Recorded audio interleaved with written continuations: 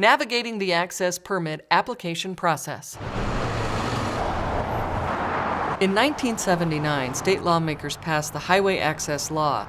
This legislation gave authority to counties and municipalities to adopt access management standards and procedures for roads under their jurisdiction. The law stipulated CDOT would be in charge of all access on state highways across Colorado. An access would be considered a driveway or where two streets cross. This decision required the development of what is now called the Colorado State Highway Access Code. And that code gives us the foundation of how we make decisions on our roadways. Recognizing the many complexities of the code, this video intends to help stakeholders, local governments, and developers understand why and how CDOT uses access management and to provide support navigating the access permitting process for code compliance. The state of Colorado is divided into 5 regions. There are tens of thousands of access points connecting roadways and private properties to state highways. I answer public inquiries, generally about their private property access.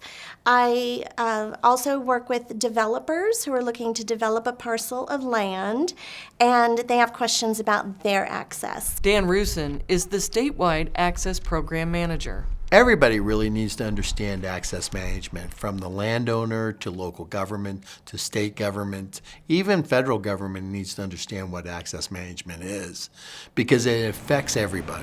Everybody, including motorists, pedestrians, and cyclists, anyone using the roadway.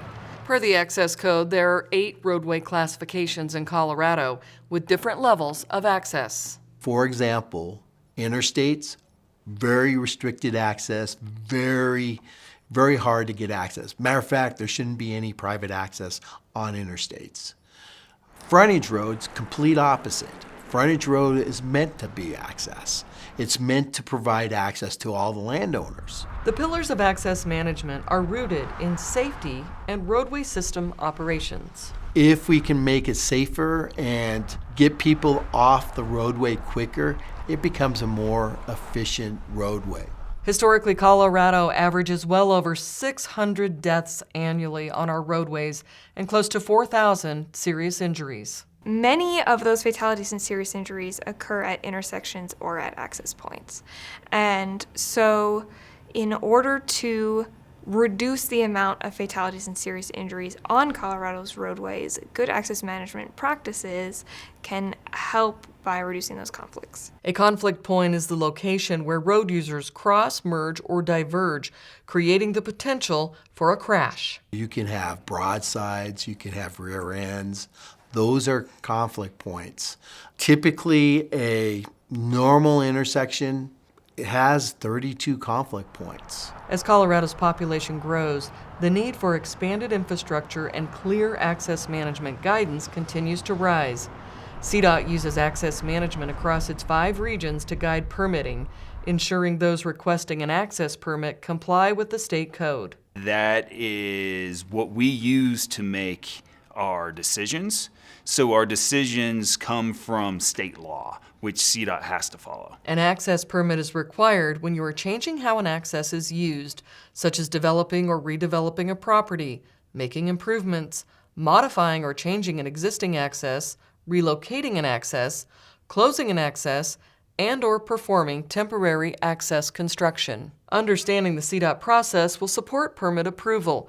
The first step, start with a pre-application meeting. We would take a video conference call with them, discuss the project, and they might ask specific questions, and we provide them with insights as to what may or may not be possible. Next step, fill out the permit application. That can be done online or submitted via a paper copy. The CDOT Access training video, How to Fill Out an Online Application, is a helpful resource. Our process begins with the access permit application or just a developmental referral. We do potentially multiple reviews, multiple revisions of the appropriate documents. Permit applications require items including proof of land ownership, which could be a copy of a warranty deed, a site plan, and a traffic evaluation that shows the impacts of the land use to their driveway. What we do is provide you steps, checklists of things that we ask for. The majority of applications are less complex and move through the system faster than others. If it's a single family home, it would be maybe one quick review and we're good. Once the required documentation is submitted, CDOT's 45-day review process begins. Patience is huge, and understanding that for CDOT, the clock stops when we're not looking at anything anymore. Applicants should expect CDOT to request additional information. Each time this occurs, the 45-day review period begins again.